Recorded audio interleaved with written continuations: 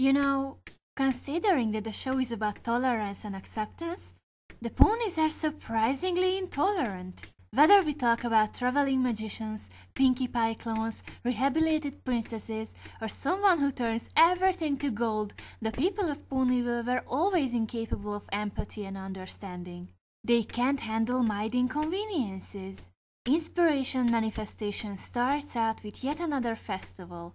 Well, Celestia has to keep the ponies happy and distracted in order to keep her dictatorship going. And Rarity is distracted too. She got a request to prepare a traveling puppet theater. Why should she be capable of doing one? She shouldn't be. She makes dresses. Of course she screws up.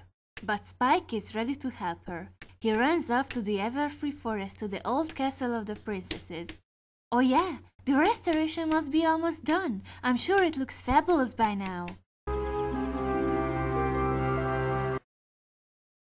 Spike is looking for a spell to help Rarity. I find this weird. Spike never looked like the person who would try to solve his problems with magic, and I don't really see what he's looking for exactly. I bet it's because he lived with Twilight for his entire life. All he knows how to solve issues with spells. And incidentally, he finds a spell book that involves the spell that's perfect for his problem. I don't think it's contrite. He was looking for a spell for hours in that library. He had to find a spell that's useful in the situation. And I think it's really cool how he melted that lock. Take that, Walter White. A lot of people wondered what the actual purpose of that spell is. I have a theory. It's not perfect, but it might lower the confusion. So, the spell helps to manifest any idea. This is an extremely useful and dangerous power, so it makes sense that someone would create this spell.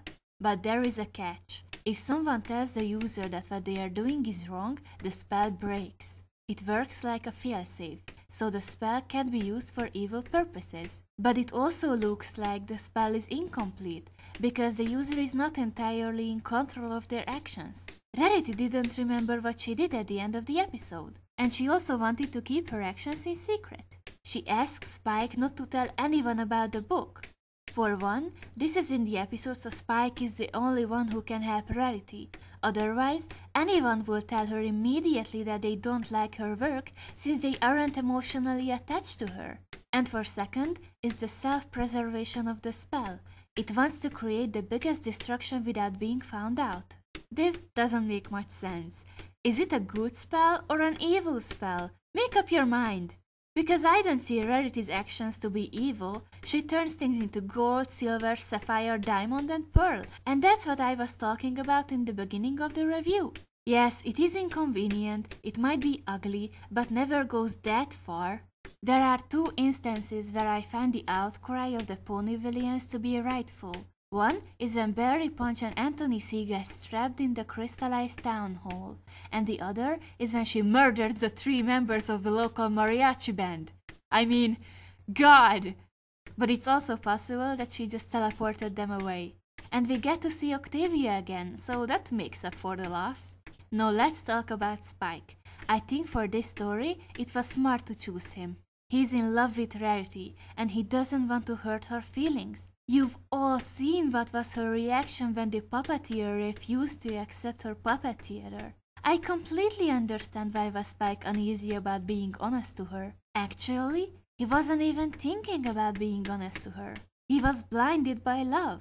He was in denial in the beginning. The puppet theater had serious problems, and Rarity needed guidance to make it better, but Spike was unable to give it to her.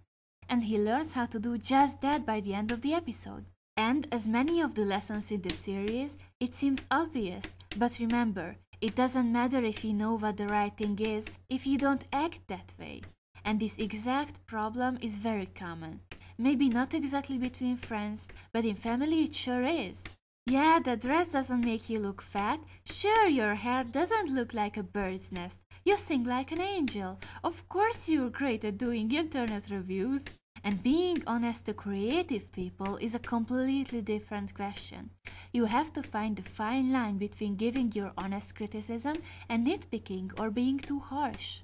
In the beginning, when Rarity first starts to use the spell to fix the puppet theater, she already knows what needs to be done in order to make the theater better. and she does just that. It travels now and it has enough place in it. This is thanks to honest criticism.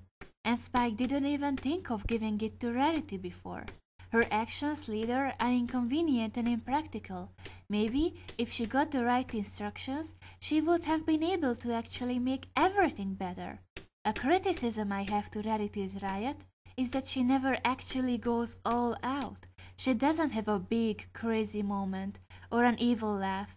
And what she does isn't threatening.